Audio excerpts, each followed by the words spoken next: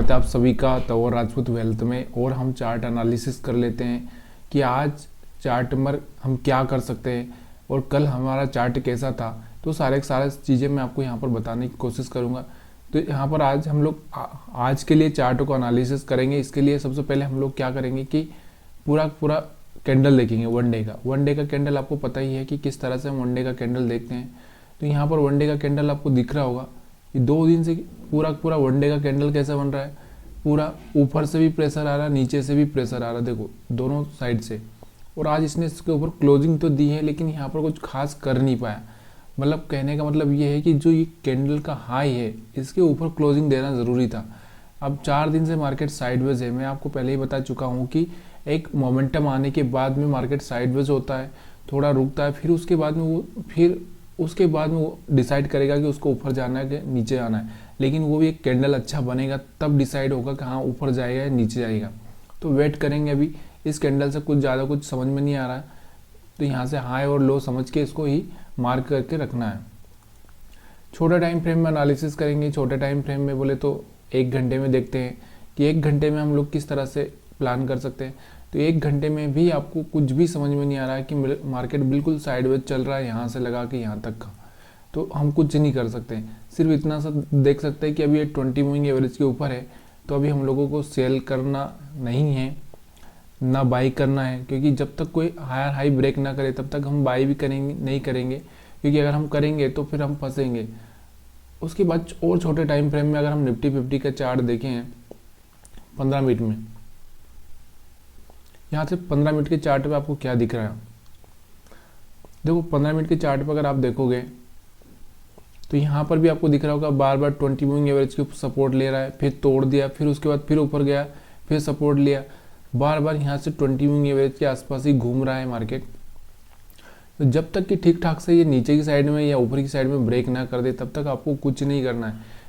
थोड़ा सा वेट करना है एक अच्छे से कैंडल बनने का। देखो यहाँ पर एक अच्छा सा कैंडल बना था लेकिन फिर भी कुछ खास नहीं कर पाया। क्यों नहीं कर पाया? क्योंकि मार्केट को चलने के लिए अभी ऊपर की साइड में कोई स्टॉप लॉस है नहीं, नीचे की साइड में भी स्टॉप लॉस नहीं है। मार्केट इतनी आसानी से मूवमेंट नहीं करेगा। तो 15 मिनट के चार्ट पे अभी हम लोग यही देख रहे हैं कि जब तक कोई हायर हाई 21,000 के ऊपर पार ना करें अच्छे से, तब तक कोई फायदा नहीं है यहाँ से बाइंग का। वेट करो एक अच्छे से मोमेंटम की, क्योंकि खाली छोटा छोटा स्कैल्पिंग कर सकते हैं। छोटे छोटे प्रॉफिट लेकर आप 1-2 कैंडल का प्रॉफिट ले लिया। जैसे मान लो कि आपने यहाँ पर जैसे 20 मूविंग एवरेज के ऊपर आया, यहाँ पर आया, तो यहाँ से आपने क्या करा, थोड़ा सा प्रॉफिट ले लिया। अब फिर ये नीचे ब्रेक कर रहा था, एक अच्छा सा कैंडल बनाया, थोड़ा सा सेल कर दिया, यहाँ का प्रॉफिट ले लिया। फिर ऊपर आया था, ऊपर आने के बाद जब टेस्ट करेगा, देखो यहाँ से चल के यहाँ तक आ रहा है, तो इस बात को आपको ध्यान देना ज़रूरी है कि भाई यहाँ से यहाँ तक आ रहा है तो मार्केट थोड़ा सा टेस्ट करेगा, एकदम डायरेक्टली ऊपर नहीं निकलेगा। टेस्ट में फेल हो गया, फिर एक सेल कर दिया, फिर ऊपर आया, फिर एक बाई कर दिया। इस तरह से यहाँ से आप ट्रेडिंग कर सकते थे।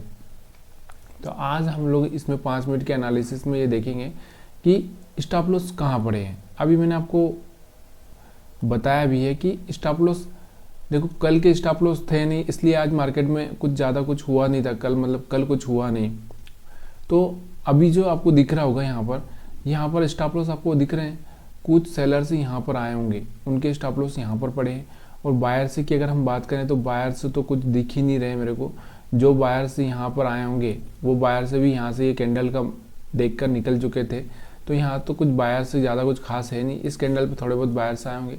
तो यहाँ पर ये एक छोटी सी रेंज है 20,950 से लगा के 21,025 तक की। इसमें ज़्यादा कुछ खास है नहीं। तो अभी मार्केट के खुलने का वेट करिए कि मार्केट किस तरह से खुलेगा। अगर 20 मूविंग एवरेज के ऊपर एक अच्छा सा ग्रीन कैंडल बनता है तो बाइंग का सोचिए, अगर ये ब्रेक करता है तो सेल का सोचिए।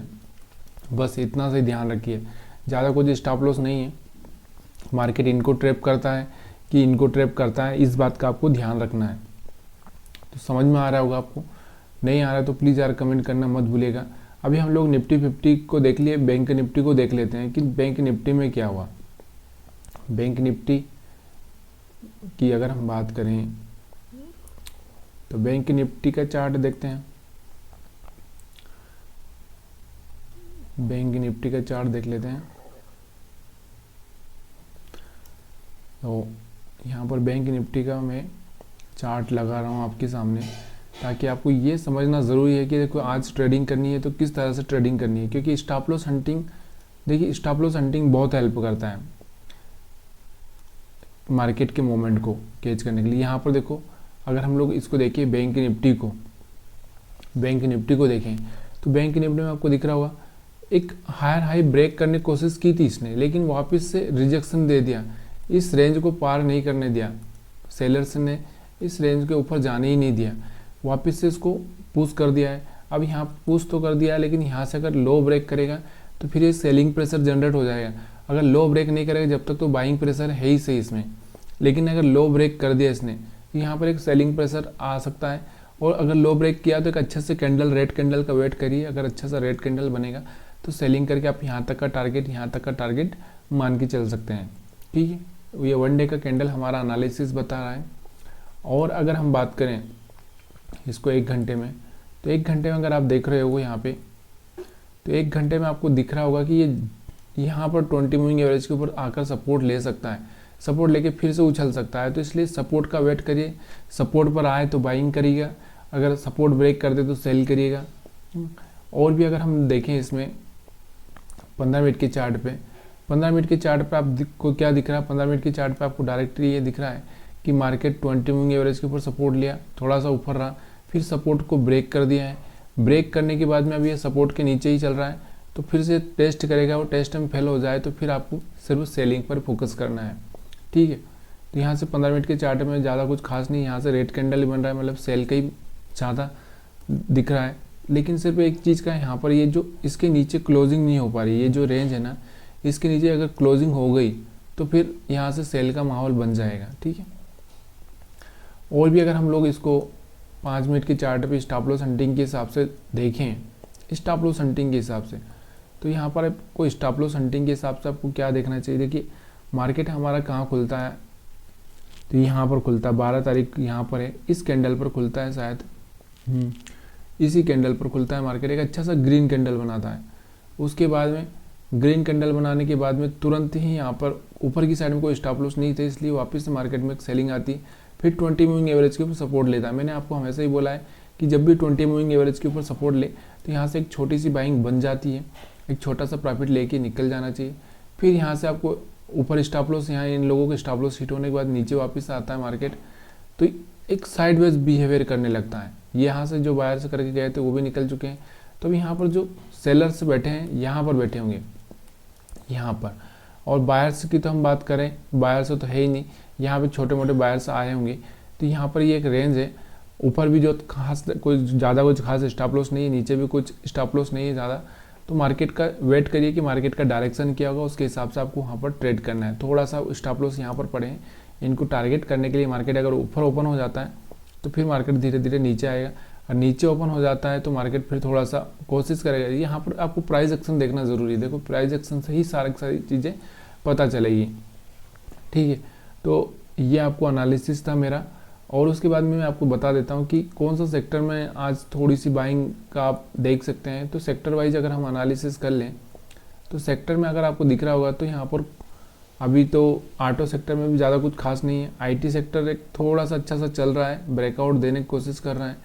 फार्मा की बात करें तो फार्मा में आपको एक सपोर्ट दिख रहा है, अगर इस फार्मा में अगर यहाँ पर आपको दिखाएगा कोई हाई ब्रेक होता हो, देखो 20 मूविंग एवरेज के ऊपर सपोर्ट लिया है, यहाँ से अगर 16,100 के ऊपर हाई ब्रेक करता है तो फार्मा के शेयरों में थोड़ी सी रैली आ सकती है। ठीक है, निफ्टी रियलिटी की अगर हम बात करें तो रियलिटी में भी थोड़ा सा ऊपर की साइड में जा रहा है मार्केट, और निफ्टी मेटल में थोड़ा सा रिट्रेसमेंट के बाद में फिर से एक पॉजिटिव कैंडल बनाया, तो मेटल पर भी आप ध्यान दे सकते हैं। उसके बाद में मीडिया में अभी कुछ खास दिख नहीं रहा है मेरे को। पीएसयू बैंक की अगर हम बात करें तो पीएसयू बैंकों में थोड़ी सी बाइंग दिख रही है आपको। ऑयल एंड गैस की बात करें तो ऑयल एंड गैस में कुछ खास नहीं लग रहा है अभी, जब तक कि कोई ग्रीन कैंडल ना बन जाए। निफ्टी हेल्थ केयर की अगर हम बात करें तो हेल्थ केयर में भी एक छोटा सा सपोर्ट ले रहा है 20 मूविंग एवरेज के ऊपर, अगर हाई ब्रेक करेगा तो यहाँ से आप हेल्थ केयर के शेयरों में थोड़ा सा देख सकते हैं। और अगर हम बात करें यहाँ पर निफ्टी एंड कंजर ड्यूरेबल की अगर हम बात करें यहाँ पर, तो यहाँ पर आपको दिख रहा होगा, यहाँ पर देखो, तो यहाँ पर भी आपको दिख रहा होगा कि यहाँ से एक अच्छा सा साइन दिख रहा है, तो यहाँ से आपको देख सकते हैं निफ्टी और निफ्टी कंजप्शन की अगर हम बात करें तो निफ्टी कंजप्शन को आप देख सकते हैं। निफ्टी कंजप्शन, तो निफ्टी कंजप्शन में भी आपको यहाँ पर थोड़ा सा दिख रहा होगा कि निफ्टी कंजप्शन में थोड़ा सा यहाँ से एक अच्छा सा कैंडल बन रहा है और कैंडल बनने के बाद में हो सकता है इसमें थोड़ी सी बाइंग आ जाए। तो कुछ सेक्टर वाइज भी एनालिसिस करना ज़रूरी होता है। एफएमसीजी की अगर हम बात करें तो एक पॉजिटिव कैंडल बना है, तो यहाँ पर भी आप ध्यान दे सकते हैं। एनर्जी की हम बात करें तो एनर्जी एक आपको दिख रहा होगा यहाँ से जो कैंडल बना था एनर्जी का यहाँ से, उसके बाद फिर से थोड़ा सा एनर्जी में एक ये इनसाइड कैंडल बना है, इसका हाई ब्रेक करेगा तो एनर्जी शेयरों पर आपको ध्यान देना चाहिए। इंफ्रा की अगर हम बात करें तो इंफ्रा में एक अच्छी सी बाइंग हो रही है। इंफ्रा में फिर से एक मौका मिल रहा है फिर से इंफ्रास्ट्रक्चर पर, तो यहाँ से ऊपर निकलने के चांसेस इसके ज़्यादा है, तो इसलिए इंफ्रा के शेयर और भी भाग सकते हैं। तो ये चीज़ें आपको ध्यान देनी चाहिए। सेक्टर वाइज एनालिसिस इसलिए ज़रूरी करना चाहिए कि आपको कोई भी स्टॉक चूज करना हो तो वहाँ पर आपको कोई प्रॉब्लम ना आए।